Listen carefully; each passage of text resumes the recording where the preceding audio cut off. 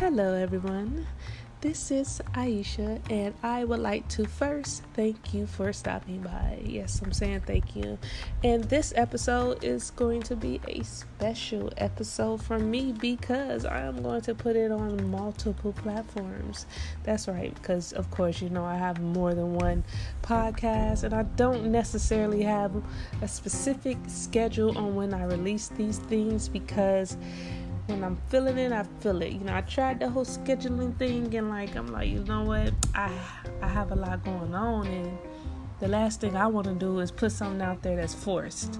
So I've come to the conclusion that I'm going to release podcasts when the spirits are telling me to release them. But today's special episode, I want to tone in or zone in on the people who are thinking about getting married. So I'm going to offer you an Aisha tip. No, I'm not married. I observe relationships. So here's my Aisha tip for you. It is your relationship.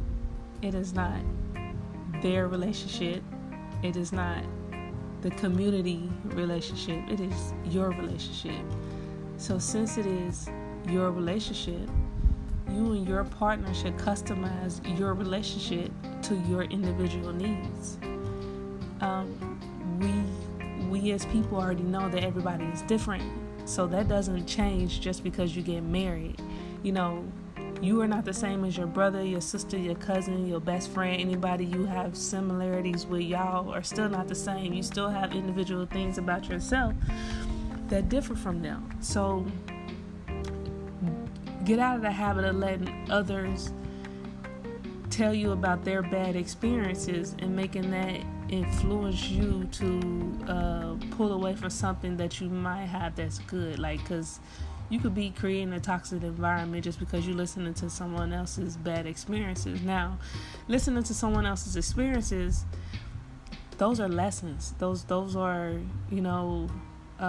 especially if the individual is telling the story, is telling it to you from an open-minded perspective. Not always, hey, this person did this, playing the victim, or they didn't contribute to anything that had something to do with the downfall of their relationship, right? So if you're lucky enough to come across an individual that's sitting here saying, yeah, he did this, I felt this way, she did this, I did this, we reacted to each other, we just grew apart, and they separate and don't hate each other, then learn from their mistakes. Hopefully they have learned from those mistakes. So it is your relationship. It is not theirs. Who is theirs?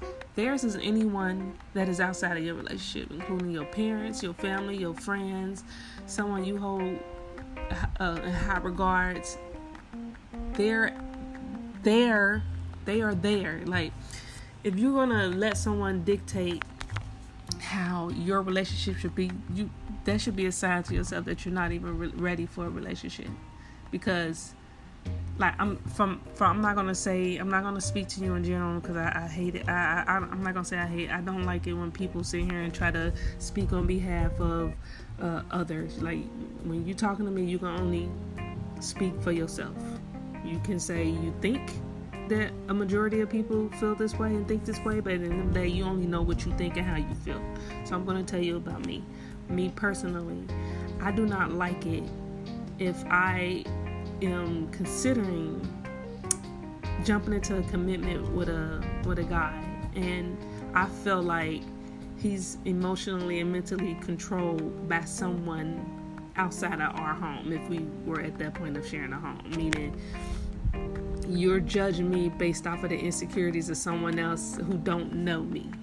I've had that happen to me before. So I learned a lesson from that. The lesson that I learned was, if you're not strong enough to stand up for what you want and tell people no, or at least hey, I don't let everybody get to know me. So you know me more than they do. And if you allow them to influence you about me, what do you want me to do with that? Because I'm not about to sit here and keep like being the subject of emotional, physical, verbal abuse because you letting your insecure mom, dad, cousin, sister, brother tell you what they think I'm thinking or how I'm feeling, and they don't know me. Like I can't live like that. I'm an adult. Like, and it doesn't, like, I won't even honestly get upset if I was with somebody and they did that, because at least I'm being shown what type of person you are, you know. Because at the end of the day, it doesn't matter if you have people telling you this and you're thinking whatever because of what people are telling you. You know me. And if you allow them to change you, then you really wasn't for me to begin with, you know? So that's why, like, I appreciate learning those things and being able to see and understand those things, because it saves me. I believe it saves me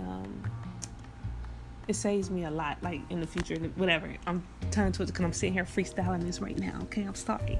But, yeah, so that's really just what I wanted to say. Like, if you're in a relationship, you know, I have a lot of theories just from observation and then, you know, living my life on how to get to that point where you can be with somebody and it can last forever.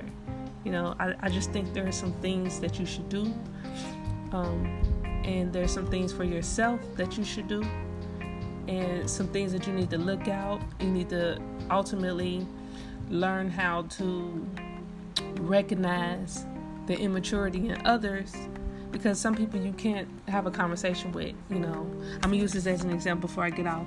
If I'm being bullied as an adult, and I sit here and tell you, or they don't call it bullying as an adult, they call it having fun or teasing, right? So where I'm from, you don't talk about people, you don't mess with people, you don't F with people if you don't know them. So if today is my day 1 on the job, day 2, day 7, you don't know me. We just working together and I'm just newly introduced. So that doesn't give you the right to sit here and start making fun of me, talk to me, and tease me. So if I sit here and tell you, or people tell you in so many ways, I'm going to tell you in so many ways, I'm not cool with that, leave me the hell alone. I'm not laughing. I'm avoiding you. I'm not even trying to hang around you, you know. So if I'm doing all these things and you still going out of your way to mess with me, that's your problem. That's not my problem. Like, but like if I sit here and tell you, yo, or I'm gonna tell you, I'm gonna be like, look, don't talk to me like that. I ain't cool with that, or I'm not cool with that. You know, I'm gonna tell you, or I'm gonna show you by, like, let's say we're doing a job and then you try to, like, crack a joke with me that I am disapproving of. I'm not gonna laugh. I'm not even gonna not acknowledge what you said. I'm gonna continue to talk about the work at hand. That should be, a mature individual should be able to understand that cue. So if I sit here and tell you verbally or by a cue like that to, like, don't mess with me like that, which I shouldn't even have to tell you because you are an adult and you should already understand that you don't just mess with people because you feel like it, and just because you feel like it don't give you the right to, and you most definitely do not have the right to get upset if somebody tell you to stop messing with them. So that's what a lot of immature males, in my experience, do. If you sit there and say, hey, stop, I ain't like, leave it alone, I'm not like that, instead of respecting your wishes, their response is, first, I sense that they feel some type of way, so they immediately get on the defensive and aggressive, and they might say something like, you can't take a joke, man, people can't joke no more, or some stuff like that, right? Instead of just stopping, or they might continue to tease more after you told them to stop doing it. They don't see nothing that they're doing is wrong, and that right there is a sign of emotional immaturity. So if you are a man or a woman and you're dealing with a male or a woman that acts like that at work, do you overlook those traits when you are considering being in a relationship with them, because they can't even, like, they're already, especially if you know about what they're doing, they're showing you that they do not know how to handle mature situations, like how they handle that, right? So, like, those are some things that you might want to look at for people that I used to overlook, right? I used to be like, all right, they're sexist, sexist, whatever. I could still be with them because everybody got their own difference of opinions, but, like, I'm a female and I worked in a male-dominated field, and I worked with a lot of guys who had a problem with me doing the job that I was doing because I'm a woman. So they would go around and start rumors and conversations and be like, oh, she thinks she a man, oh, she trying to prove herself this, oh, she thinks she better than this. And they would get everybody else riled up. And if you would sit down and talk to all of those people, not one of them ever heard me say any of those things out of my mouth. But they would go around and speak their insecurities as if they were facts. So I can't personally be with a guy who does those things, because then to me that's like supporting that behavior. And at the end of the day, I'm gonna be, if you did that to a man or a woman, I'm going to be protective of that man and that woman, because I went through that and I experienced it. So I'm not going to be on your side. I'm not going to be one of them women, like, that would be the end of our relationship that day if I was with a dude and he did some stuff like that. And, like, you know, some people be like, you supposed to support your man and you supposed to be with them. Like, that would be the last day that would be my man, because I couldn't deal with them. Like, so I guess that's the thing that you will have to also come to a decision on when you're making that step as to deciding where and who you want to be with long term, right? Yes, people change. So if people used to be like that and maybe they change, they learn from their mistakes, or they actually see the things that they do and how it affect other individuals, and they understand, like, they understand it enough to want to change, especially if they like care for you, then yeah. But, like, you have to be okay.